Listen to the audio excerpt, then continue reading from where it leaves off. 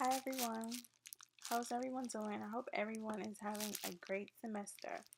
So, today, this video is basically about research and what it takes to be a good researcher. What type of communication skills does a good researcher has? So, basically, the question that we had to answer for this assignment was, what type of communication skills does an effective researcher possess?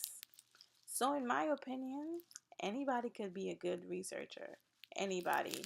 I feel like with research, all you have to do is know what you're researching. Because if you know what you're researching, you could definitely find the answer to what you're looking for. So, I'm going to list 5 effective ways and skills that I feel that makes a good researcher. So, the first skill is that a good researcher is thirsty to get new information.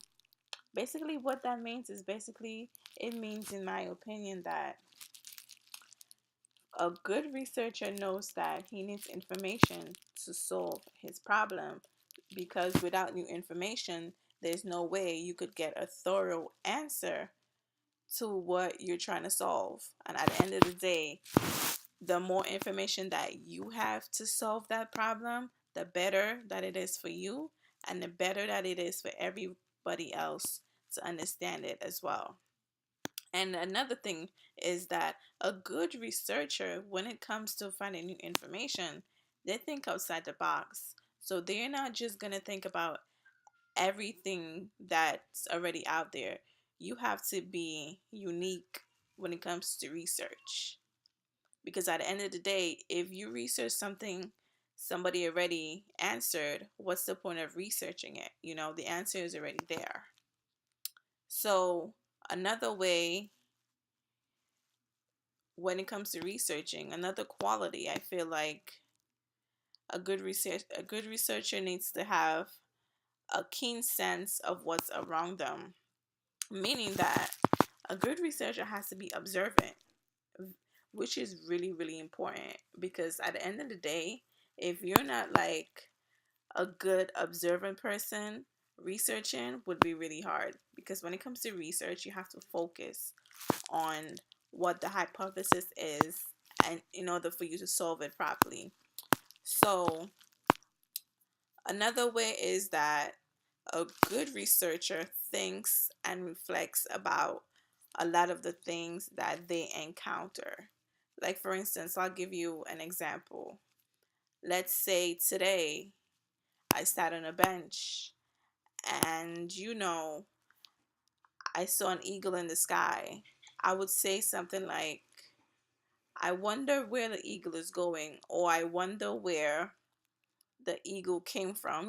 Do my research. Or I wonder, since it's since it's fall outside, I wonder where the eagle is. I wonder if he's gonna travel somewhere warm.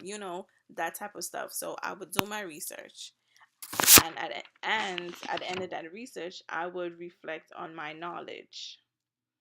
And one more quality of a good researcher is that in order to be a good researcher, you have to know how to express yourself. Because if you can't express yourself when it comes to research, nobody's gonna understand you.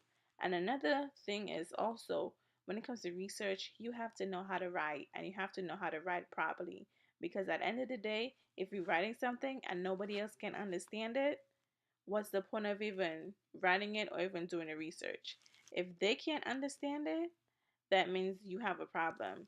Because if you're the only one that can understand it, that means that it's not properly researched. So, and another thing is, a good researcher, they think a lot. They get into deep thought. They break down critical ideas so others can understand it properly. That's the point of research. And my source was SimplyEducate.me. It was basically a blog that basically talks about the different types of skills that an effective researcher needs.